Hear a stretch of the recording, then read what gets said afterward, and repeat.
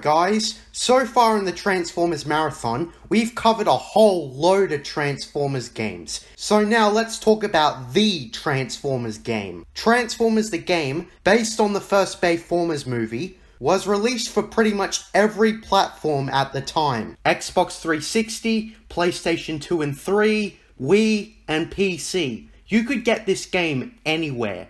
Going into the game, I was surprised to see that the studio behind the LEGO games developed this game.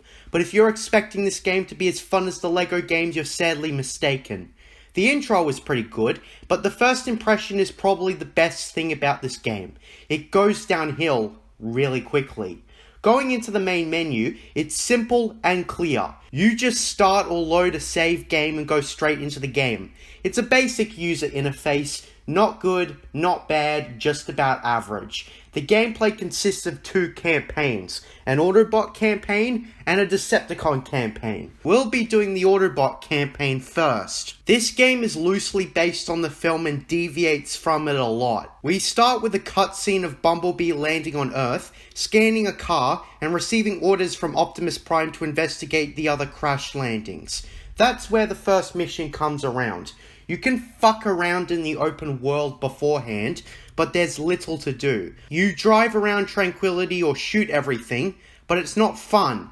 There's no challenge in free roam. You can just blast everything into oblivion. Your character is overpowered against the humans. The only thing that encourages you to explore the open world is to unlock bonuses. How do you get bonuses? Either you do something specific like going over 100 miles per hour for just long enough without going below it, or collecting fragments. But who would want to do that? Collectibles in Ubisoft open world games always suck, so there's no point in collecting everything unless you want to 100% this game, and you have to collect 100 of them.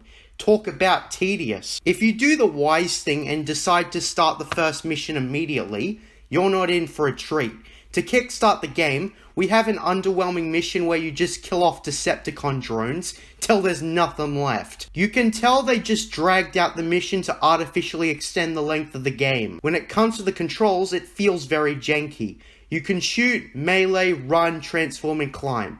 Punching and shooting is very satisfying for a game like this, but this game throws tedious obstacles in your way once again. To once again extend the length of the game. And you might as well forget about the shoot button against Transformer enemies. Some enemies need to be punched, and some need an object thrown at them to break their defense. And that's the only two strategies. Some enemies might have defensive positions changed, for example a flame bot rather than a ninja bot, but they need to be taken down the same. Seems like the game's way of creating the illusion of enemy variety. But maybe that wasn't the intention. They could have just had two enemy types, so who knows. The next mission has you stop Decepticons from getting to Sam Witwicky. Yes, he's in this game. And he's voiced by Shia LaBeouf. The mission is your typical come here before the enemy gets there type of mission.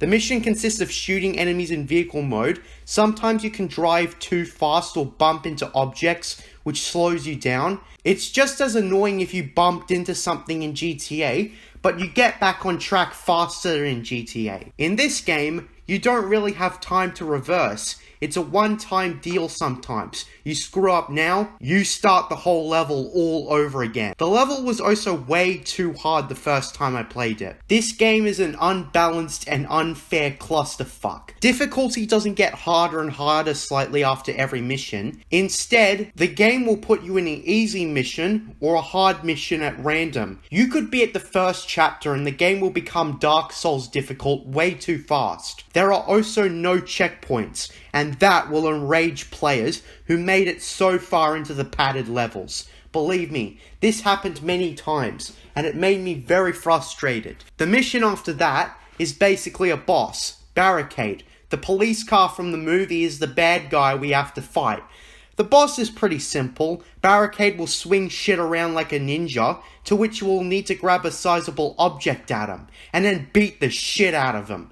And then to drive to a location before he gets there. Spoiler alert, the boss is repeated a lot. The boss isn't very hard. Barricade is so easy to beat in combat that it's literally retarded. Then the chapter is complete, but things only get worse from here. For starters, we still have to be in tranquility. But on the positive side, we play as a character other than Bumblebee for the following missions. In the 5th mission, we control Jazz, as we are supposed to provide a distraction. The mission is simple. We drive to a location, destroy shit, drive, destroy, and a repetitive scheme that makes the experience underwhelming to say the least, because there's no variety. You do those 2 things only. This mission has a pretty big emphasis on driving. One thing I didn't mention about driving is that transforming in this game is impractical. Let me try to explain. You can't transform while in mid-air, which doesn't sound like a big deal, but when you're chasing something while in the jumping animation, you have to wait until the animation ends so you can transform again. And also, transforming is clunky and unpolished. I think they focus too much on the in-game animations, which are cool, but they compromise the experience. The game so far is mediocre. In the next mission, Jazz is cornered and Ironhide has to save him, even though Jazz could hold his own in the last mission, so why can't he now? You know what, it doesn't matter. This game is gameplay focused, not story focused. The mission has you drive to Jazz and save him by destroying the enemies there. Rinse and repeat for a few more times, and that's the mission. Instead of a time limit, you have Jazz's health bar. Next, the mission after that consists of chasing a helicopter that has captured Bumblebee as Optimus Prime. All you have to do is stay within range of the helicopter, carrying the yellow bot, and you'll be fine. This level is easy and you'll be able to beat it in 1 or 2 tries. I feel this chase level is dragged out and has little challenge. There are police cars in the path, but here's the thing. They're easy to get past. This level sucks because it's too easy, but the level after this sucks because it's brutally hard. In the next level, you face off against Shockwave, who is 2 movies too early and has even less practical screen time than in Dark of the Moon. If you thought Shockwave was bad in the first movie, wait until you play this game. He has no lines, does nothing except be a filler boss, and worst of all, is overpowered as hell. This guy does a lot of damage, and you have to defeat him with this limit where you have to prevent him from destroying a certain amount of tranquility. Shockwave isn't even in the movie. The only sizable Decepticon we didn't get as a boss was Bone Crusher. So why the hell wasn't he the boss? This would have been a good nod to the movie, as Optimus Prime fights Bone Crusher on the highway in the film. Why did the boss have to be a character that didn't appear in the movie? Because I don't know anything about this game's design decisions. The boss itself is impossible to beat the first 5 times. You really need to pay attention to stay alive. But the thing that makes this boss kick your ass is the destruction limit. Not only do you have to defeat Shockwave, but you also have to prevent him destroying too much of Tranquility.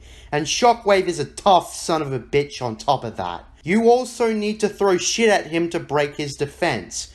My strategy is to run away from him, grab an object, and throw it at him. If Shockwave is coming towards you, start shooting him and run back while still shooting him, and stop shooting him as soon as you are next to an object. I had to repeat this stage multiple times, which really wasted space on the hard drive. This game doesn't have a difficulty setting too, so you have to put up with whatever challenge you are forced to face. After this, you have completed the chapter and have moved on to Inside the Hoover Dam. You play as Bumblebee in this whole chapter, and the only thing different about him is that his vehicle mode has changed. Like in the movie, remember? What I can give this game is that the vehicle form in this chapter is way cooler than the vehicle in the first chapter. In this chapter, you play through corridors inside Hoover Dam, and damn it, the missions in this chapter are terrible. Not only does the environment not offer much, but this game is disgustingly linear. It has worse level design than the mediocre Call of Duty games, because at least the controls are smooth there, but this game isn't. And since both games were published by Activision, they get a good old stamp of shit from JJ plagiarisms. The first mission has you destroy a wall or something, and then chasing a robot before it sets off the alarm. But this game cheats you out of a fair fight by literally blowing smoke in your face so you can't see the drone until you get out of the smoke. This is a cheap way of making the difficulty harder, and this game is no exception. I hate it when you can't see shit or our vision is obscured in games. After that, we have to destroy the coolant fans, 6 of them to be exact. The first mission destroys the first one for you, but that doesn't make the level any easier. You have to drive as fast as you can to the next cooling fan, destroy it, and then hightailing the fuck out with the tunnel. This is hard because you have to crash into metal on the sides or metal that falls down. If you crash into either of these, the fire will catch up to you a lot, so there's no room to fuck up. You have to be a professional Formula 1 racer to beat this level. Your driving has to be top notch. Until I realized that you could shoot the rubble to avoid crashing into it. So whenever you escape a fan, constantly hold the shoot button and fire rockets. The next mission consists of destroying the power generators so you can get the AllSpark. Not very hard, just climb up and throw them from a great height. The next mission consists of destroying the restraints holding the AllSpark, and basically go hold your position until the AllSpark finishes shrinking. There's also Megatron in the background, and for some reason you can't kill him. Imagine if Bumblebee could though. You also have to face off against AllSpark drones, which take away a lot of health, but there's so many of them that replenishing your health is easy. I wouldn't worry about this mission too much. Moving on to the next chapter, we go to Mission City from the movie. Yes, it's called Mission City, and basically this is the endgame stage. The first mission in this chapter is defending Bumblebee from Ironhide. This mission is pitifully easy. Just mash the buttons at the AllSpark drones and you'll be fine. In the next mission, as Jazz, you'll basically fight 2 bosses, Blackout and Starscream. The main problem here is that both Decepticons always pussy out when you're close to killing them, which was probably intentional so it would artificially extend the length of the game. It takes several attempts, but eventually you'll beat them. And then Jazz is killed by Brawl, which confuses me because he just killed 2 powerful Decepticons, and now Brawl just crushes Jazz like it was nothing. Anyways, as Ironhide, you are tasked with avenging Jazz. This boss basically consists of beating up Brawl, beating up Decepticons as he drives away, and then catching up with Brawl. It's just like the Barricade boss earlier in the game, except harder. The next mission, you defeat Barricade as Bumblebee, and it's the same strategy as before except harder. And for the final mission, finishing off Megatron. Megatron is tough as fuck, and figuring out how to beat him is not easy. What you're supposed to do is avoid Megatron's jet fire, and then basically when he goes into robot mode, throw shit at him until he goes flying again. Shoot down nearby helicopters for health and you'll beat him. That was a pretty boring campaign. And the thing is, I'm only halfway through. We need to check out the Decepticon campaign. To be fair though, the Decepticon campaign is way better than the Autobot campaign, because you get to use different vehicle modes and different types of characters, but that's not enough to make this game enjoyable. The campaign starts with Blackout destroying a helicopter and taking on its vehicle mode. There, you fly to the American military base and destroy everything within a time limit. In fact, all the levels of this chapter involve destroying a certain amount of things, so it's pretty repetitive. One of the missions has you play as Scorponok, who is by far the worst character in the game. He's small, he doesn't transform, and he can't move under anything that isn't sand or grass. I'm not going to waste your time or mine stating the repetitive mission structure of each level in Chapter 1 of the Decepticon campaign. So let's move on to Chapter 2, where you play as Barricade and your objective is to find Sam Witwicky before the Autobots do. The first mission of this chapter is basically destroying all the Autobots in the area and then moving on to the next area. It's boring, it's repetitive, it's everything related to uninteresting. Next, the following mission is basically the same as the last one, except you have to make sure your ally's health bar doesn't reach 0. It's not very difficult. The mission after that sees Barricade confront Bumblebee and chase him down.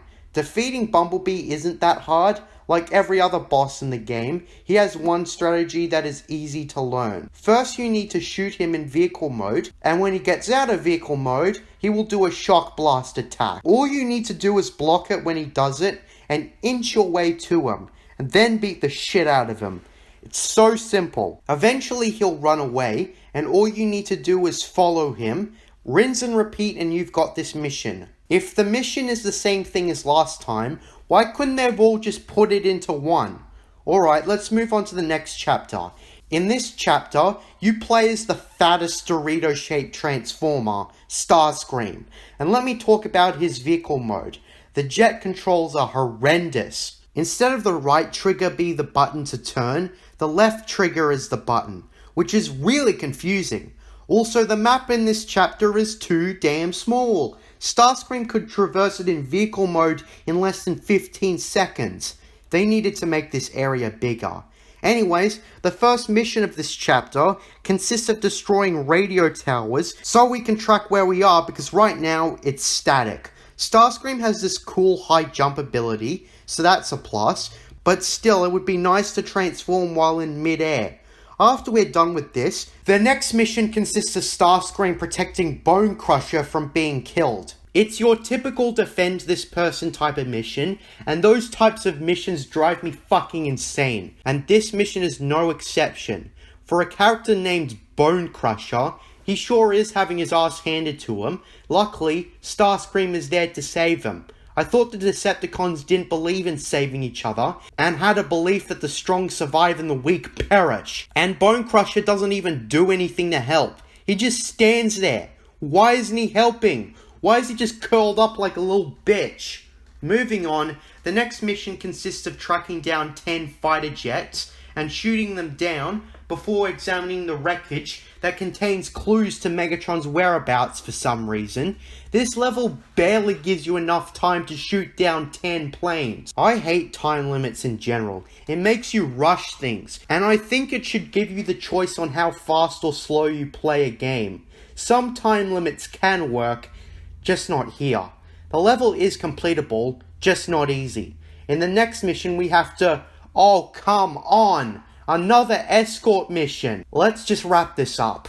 In the next chapter, we finish off the Autobots. In the first mission of the chapter, we defeat Jazz's barricade, and Jazz is the same recycled boss. After that, we play as Scorponok, and basically shoot 100 enemies. Recycled garbage. Next mission, we defeat Ironhider's Blackout. Same recycled boss. In the mission after that, we wreak havoc as Megatron and go around certain areas to destroy Autobots. Recycled garbage. And then we fight off against Optimus Prime. I'm gonna say that most of the boss fights are not organic feeling. And what I mean by that is that they consistently have the boss fights run off after you take some health away, and it never feels like you're fighting a real enemy because it feels too much like a scripted sequence.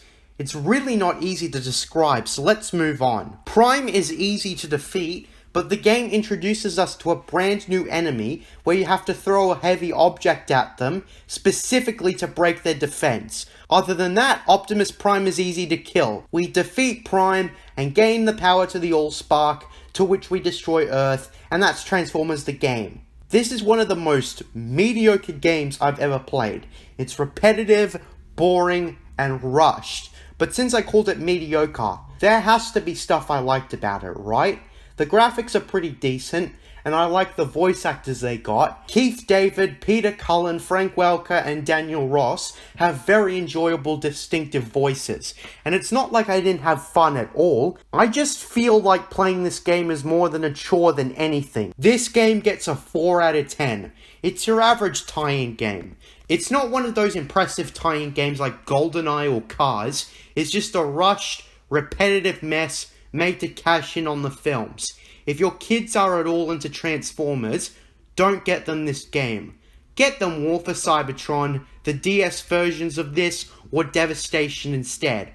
Or hell, just buy them the fucking toys. That's the whole point of Transformers after all. I'm JJ Plagiarisms, and until next time, what are stories but mystery boxes?